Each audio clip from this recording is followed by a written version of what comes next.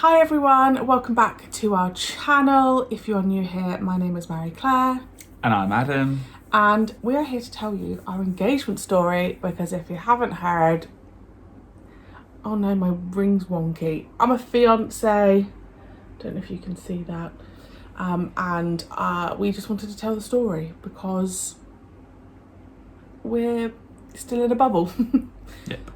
You can actually see the picture behind us. You can see the proposal picture. So let's just tell the story, and then it just means that we can start, I guess, talking about wedding content on here. Yeah. Because we feel very strongly that there's not a lot of real talk on YouTube about the cost of weddings, and we maybe when the wedding's done, because I don't know if we can talk about the venue cost yet, but throughout it we want to be honest about like photographer price, florist, dress, groomsmen's suits, because I just don't think the information's out there, and particularly for the kind of wedding that we're going for with an exclusive hire wedding, exclusive venue, Yeah. hire wedding, there's just hardly any information out there, so we would like to share it. So we thought we'd do our engagement story. So you're gonna have to start. You're gonna have to start. When did? Well, it started. We did design the ring together. Yeah. About a year and a half, 2 years ago. So January last year, we initially went to a local jeweler.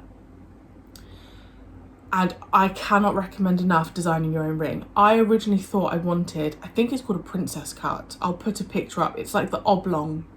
I wanted like the square oblong. Yeah, almost like an emerald cut. And I put that on my finger, and everyone was like, no. So then I wanted oval, and I wanted oval with a halo. So we didn't design it, but we knew that that's what we wanted. Left it for a few months. And then about the September time, October, I was like, I'm not sure. Do you remember? I was like, I just need to go and see the ring again. So we went back, and I was like, I don't think I want a halo on the oval. Weirdly enough, the jeweler, is she a jeweler? Yeah, I guess so, yeah.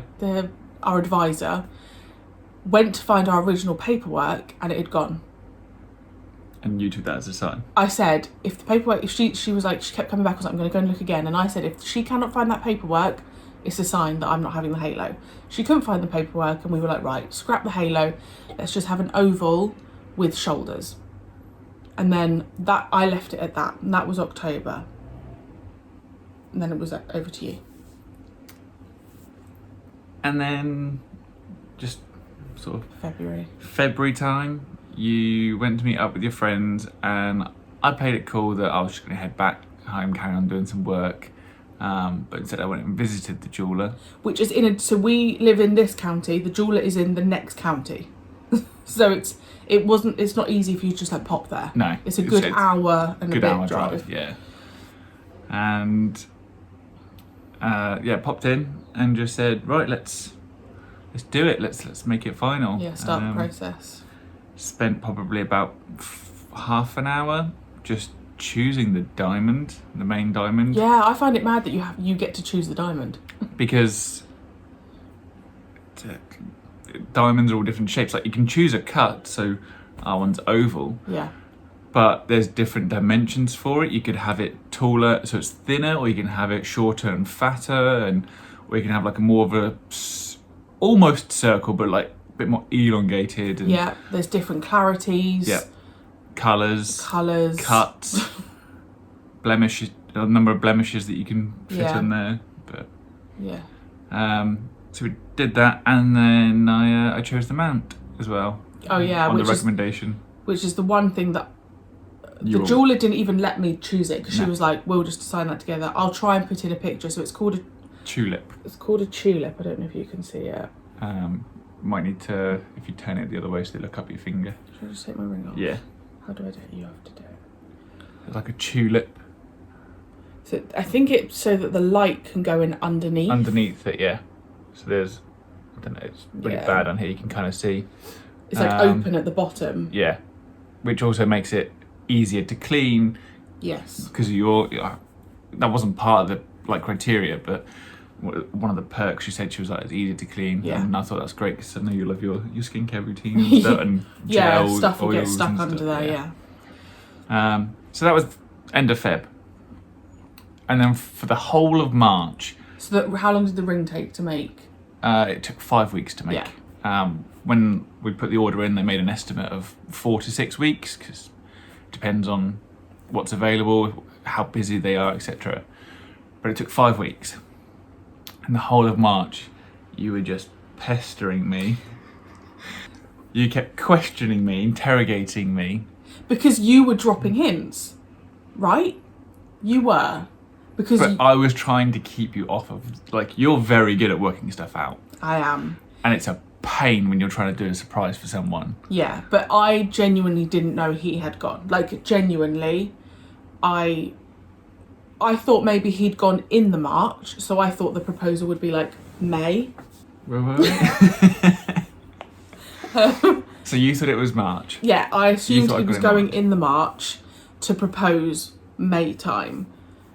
But you were just very we went for literally 2 weeks before the proposal. We went for drinks with your friends. Was it 2 weeks before? Maybe No, even the week before. The week before. And I was talking to his friends. I was like, I think it's happening soon. And he was just dead no. So then I was like, wait, what? Right, so the ring took 5 weeks. So end of Feb, what point did you get... Well, you carry on. When they contacted you about the ring. I don't know why I'm telling the story. They contacted me probably around the 6th, Monday the 6th of April, saying that the ring is ready for me to collect, and that they were happy with it, and they were happy to release it to me, and I went and picked it up on that Wednesday, the 8th, I think, or something like that. Hang on, at that point, had you decided where you were proposing? I had a very good idea in my head of where I wanted to do it, but I wasn't 100% set on it. However, the week after, when we were sorting some other wedding bits out, I had made up my mind and contacted the place where I wanted to do it. Yeah. And I had no idea any of this was happening, by the way, because these calls were happening when you were at work or you were emailing. I had no idea. Yeah. And I said, I'd like to do it here, if possible.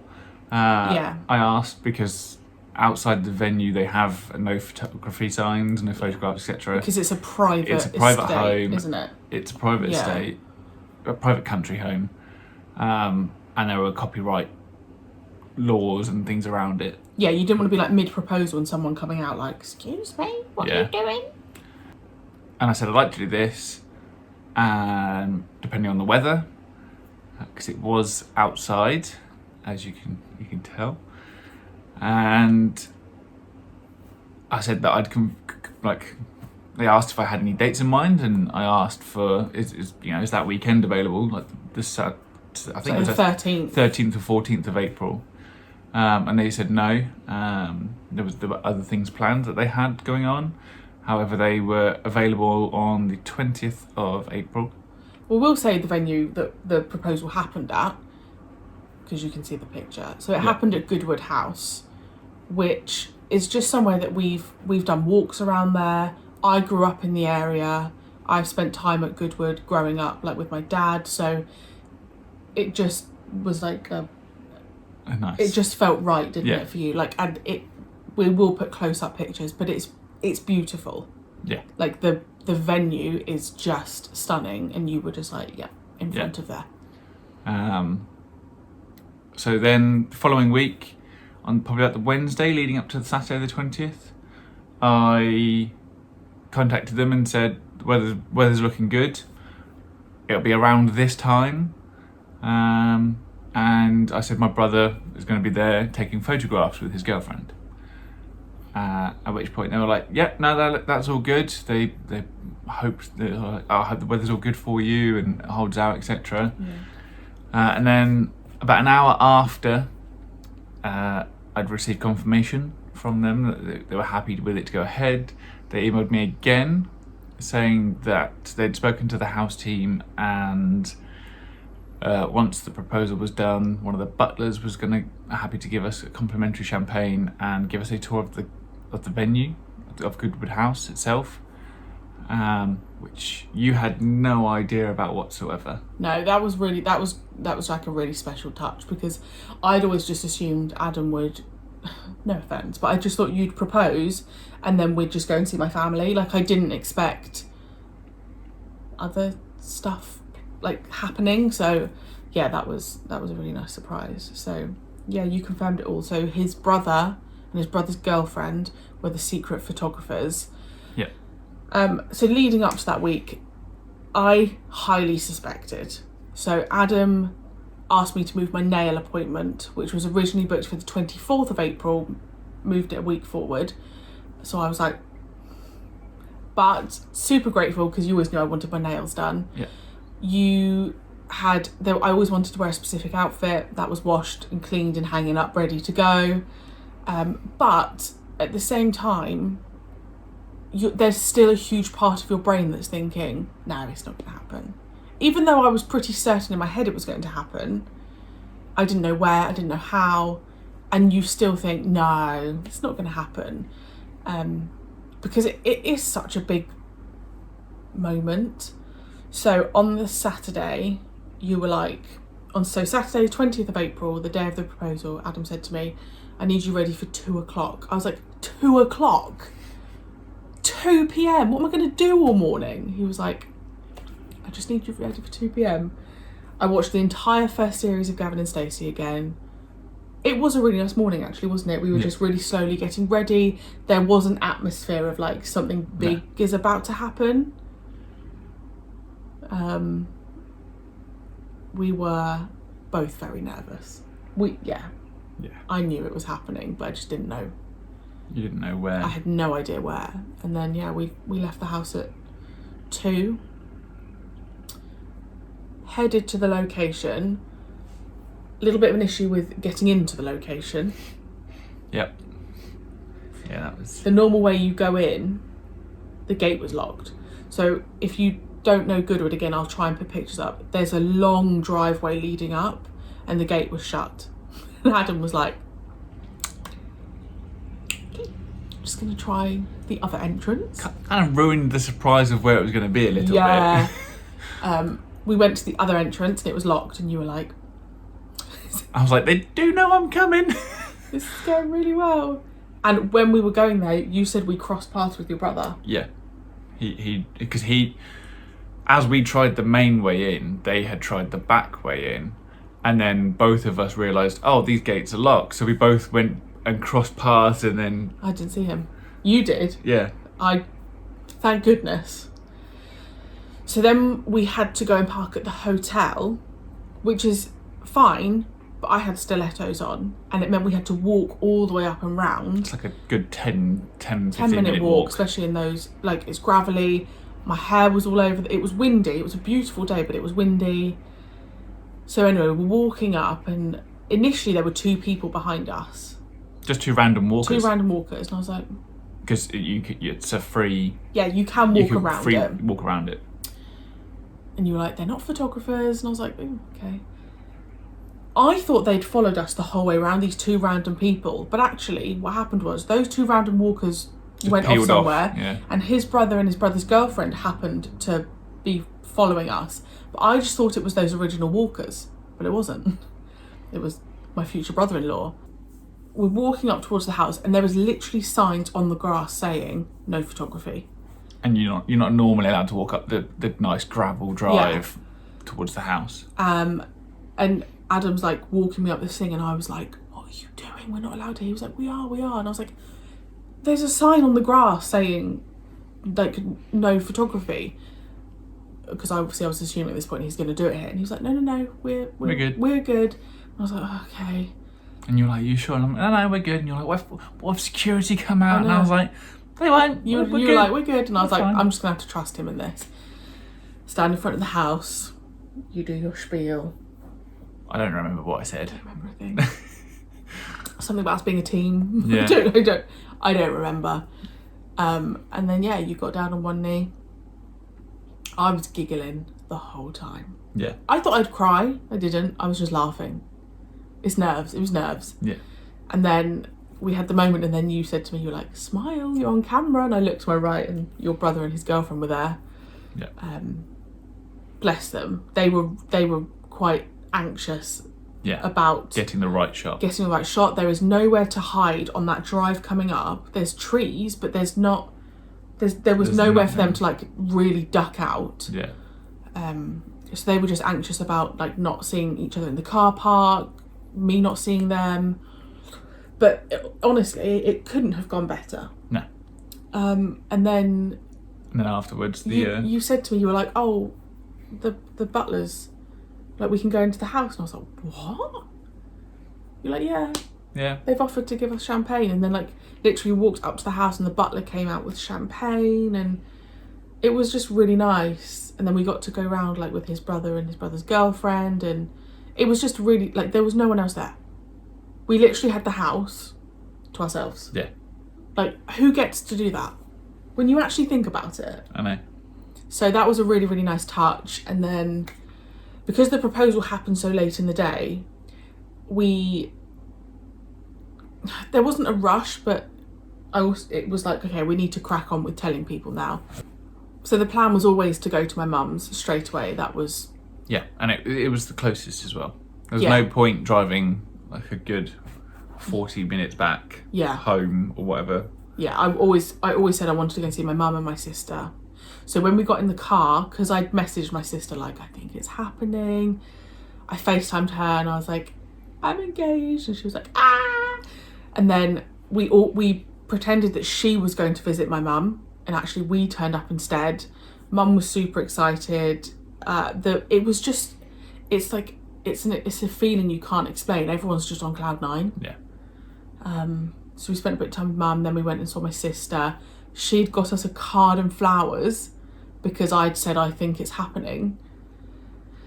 And then, bearing in mind, we had not eaten. So we were both so nervous that morning, we hadn't eaten. Or had like a slice of toast. Yeah, we'd had a glass of champagne each, and then I think we had a snack in the car. And then we were driving back. So my mum lives in a different county to the county we live in with Adam's mum. We're driving back and we were like, we need food. Like, Adam hadn't booked anywhere just because he didn't know timings. Yeah. And then we just ended up going to Prezzo.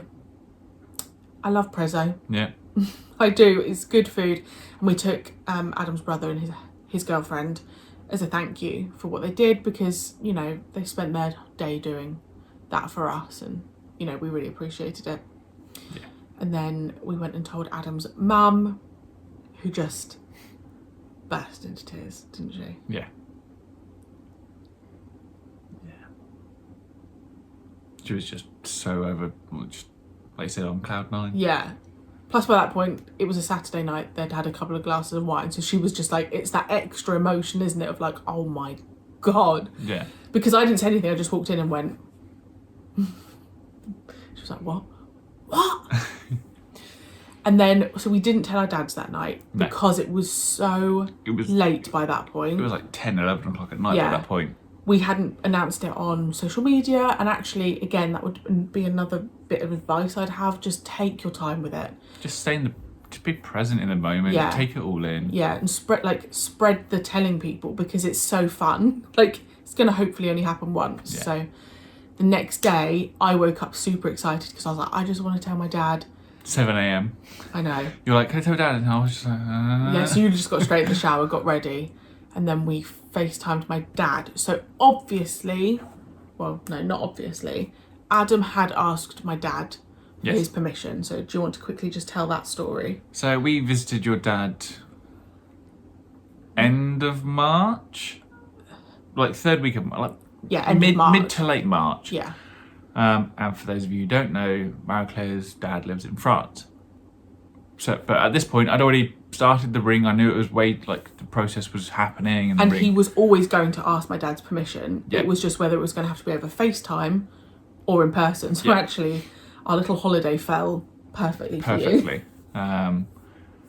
Because if not, like, one of the original plans that we had were, if we had been engaged, we were going to use that holiday to go out there and celebrate in person with them and enjoy it with your French side of the family. Yeah. But instead, I used it as I'll ask your dad for his permission. Yeah, in person. In person, because that's better than doing it over FaceTime. And went through the whole holiday. On the last day, packing the car up. Packing the car. And you were like, oh, I'm just going to go, because you were taking stuff up to the car. Yeah. So we were staying in like a little hotel, literally 30-second walk from my dad's house. Yeah. So you were loading the car. Which was parked at your dad's because there was nowhere to park at the hotel. Because we're talking rural France. Like, yeah. Rural. And I was like, oh, I'll just take some stuff up to the car. And I was going back and forth. Yeah, you were emptying like the bin and all of that stuff. Just getting the hotel ready, etc. Yeah. And when I was up there, I just walked up to your dad and was just like, can I have your permission to marry your daughter? And he was just overjoyed. Yeah. Like, he was just, of course. Just really seemed like really pleased for you. He was like, it's made my year. Yeah. He was thrilled, wasn't he? He was like, can I tell anyone? And he was like, can I tell your sister? Because she was going out the week after we you were slightly worried that he was going to just accidentally say like, oh, Adam asked my permission. And I was like, no one knows. No, you can tell your wife. I was like, you can tell your wife, Yeah. but no one else knows. And he was like, okay, cool. Yeah. And he didn't. He didn't say anything. He didn't say a thing. So then, day after, next morning. Yeah, so obviously it wasn't a shock to him that it was happening, but he didn't know. He didn't know when, he hadn't seen the ring, nothing. He didn't know where, anything. So that was nice. He was just so over the moon, and then we FaceTimed Adam's dad, who was on holiday. Yeah. So there was like random people, they were staying with friends, and everyone cheered. Yeah. And his stepmom was like, about time. I mean, we've been together. We're coming up 3 years, so we're not a long. No. Like, we haven't been together a really long time. I think we're pretty much in like a good average time being together before you're engaged.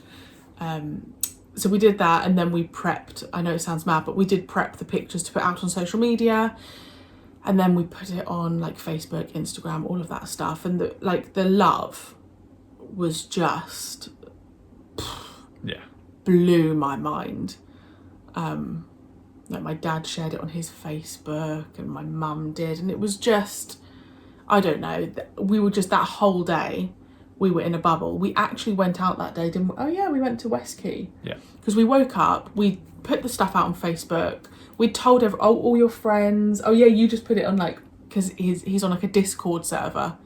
And did you just put the I just picture? dropped the picture of me proposing, I think this one in the background. I just dropped it, just posted that, nothing else. And everyone was like, "Wow!" Yeah, everyone was like, "What? Oh my god!" So that was so nice. So then we were like, "Hang on, we need to do something today." Like, staying in the house just didn't feel right. We were like, we're still in this bubble. So again, we're very creatures of habit and very simple people. We went to West Key. We went shopping. We got a Nando's, but it was perfect because we were still in this bubble. We were just chilling, you know, doing something that we love to do, which is mooching and shopping and stuff like that. And then, did we come back and, did we have a takeaway that night? I can't remember. No. What did we do for dinner that night? I don't know. Either way, we didn't cook. We didn't cook. And then, the Monday we were back to work. So Adam went back to work as normal. I am self-employed, so I work from home. Did I work? Did I? Heck. I was just thinking, how are people meant to just crack on? Like, I was in Cloud Delulu land. We were going to go away, but we will do something, but we are people who we like spreading, like, we didn't feel the need to go away straight away. Yeah. So, like, we've already booked to go back to France in October to see, to do like a proper celebration with my dad and my family. and we've got London next month because we're going to see Girls Aloud. So we already have a lot of stuff booked. We didn't.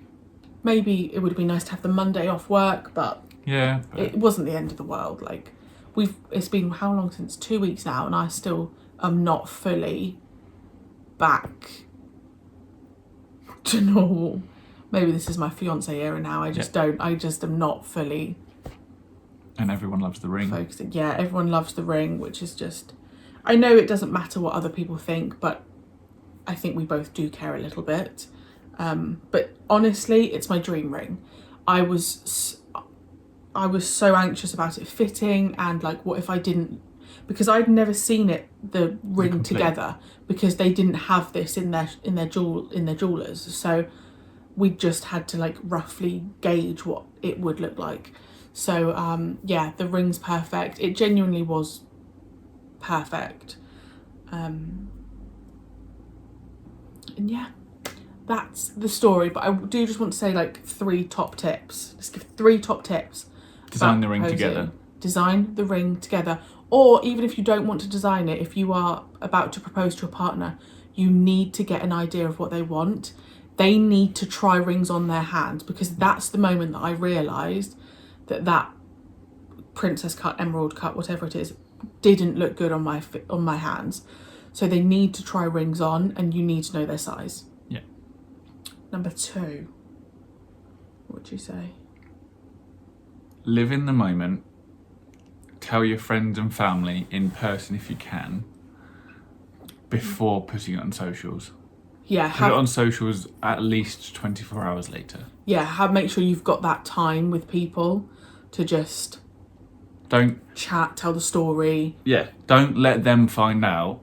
Say, for example, don't let your parents find out through social media, or even your friend, anyone close to you. Yeah, just tell them in person, because it's really exciting news, and it is going to happen once, hopefully. So just don't rush it, because honestly, the day goes like that. So and if the engagement day goes like that, then the wedding is going to.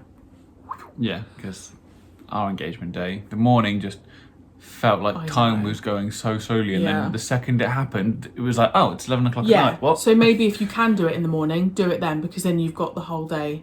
But yeah, leave at least 24 hours before posting anything on socials. Yeah. And then number 3, my third bit of advice would be get a photographer. Yeah. You don't have to pay for a photographer. If you have a friend, family member, anyone that can be there, whether secretly or just, you're doing it at a family event, those pictures are pictures that we'll treasure forever. And I always knew I wanted it pictured, but now I've got them. I would be, especially because of the way you did it, I'd have been really upset if we didn't just have like that visual memory. So that would be my... Even if you just have your phone down recording, and then you can grab screenshots from it. Yeah, plonk your phone down, but just something, even if they're not pictures or videos that you share, but just so that you've always got them to look back on, I think is really special. So that would be my advice. So that's our engagement story. We are well in the throes of wedding planning. Our venue is booked, our photographer is booked, our celebrant is booked. Can you believe it? We are on it like a car bonnet. Yeah. The wedding isn't for a while, but if you know what you want, then get it booked. Especially in today's wedding climate, where prices are only going up, and summer weddings are getting booked. Like even for 2026, 2 years away, they're all getting booked up. Especially if you want someone who's like a well-known photographer or a venue that's really popular, just get it booked if you can. We probably will do more videos, and hopefully it can help you. I hope you enjoyed our little story. And we'll definitely do a cost breakdown of everything after the fact. Yes, because it ain't cheap. No, and we've been quite lucky in that a lot of our places have been, they're either opening their books now, or they've opened them specifically for us. Yeah. Because they want to do our like they want to do the venue or the location where we're doing things. So Yeah. So we're quite lucky in that we're almost getting 2024 pricing Yeah. for The wedding. the wedding In a couple of years' time. like 2026. Yeah. So yeah, if you're 100% set on a place, Even if you're not engaged, Just book it. we'll talk about that another day. Yeah. Even if you are not engaged and you know you want to be with them and you know your venue, book it. This is becoming so common now that people are just booking their venue, because I do still think there is a backlog from COVID. So yeah, book it in. And we want to do a cost breakdown as well, because there is so much judgment out there about what you spend at your wedding. Yeah. I will say we are probably going to be classed as a higher spend wedding. I wouldn't say we are going to be high end. No. We're definitely a higher spend wedding. I think that's fair. I'm not, and it's not luxury, because it depends what you consider luxury. Yeah. All we can say is, if you know you want to get married to someone and you don't want to propose straight away, but you know you want to get married at some point in the future, if you book it far enough in advance and it's more expensive, it spreads that cost out. Yeah, 100%. And that, yeah, spread the cost. Like, just think about it from that perspective. People have probably thought we've been crazy, but we just knew, like, we're very organised people. Yeah. We're very sensible people, and we weren't willing. I don't know, it just sounds funny off my tongue. We weren't willing to change the wedding we want because of budget. Yeah. So the option was, well, have a wedding 2 years away, then you've got longer to spread the cost, because we knew the wedding we wanted. Yeah. And we don't want the day to be perfect. We want the day to be us and everything we love. Yeah. And we didn't want to compromise on that at all. And I just would like us to talk more, especially like suits. You know, we don't know the cost, but we want to put it out there. So if someone wants to get a tailored suit, which is what you'll end up getting, what are you looking at cost-wise? And if you have like any tips, by the way, any idea on like florist prices, because that is the one bit that we're like, have not got a clue, but we don't need to book a meeting with them yet because it's still too early. But also, if you are set on a date, just book a date. Just book it. Just book it. Because you'll be annoyed if you leave at 6 months and that date's gone. Yeah. We were set on a date. There's no specific reason why we just chose it. We just chose this date, and then we had our heart set on it. And I would have been devastated if that date wasn't there.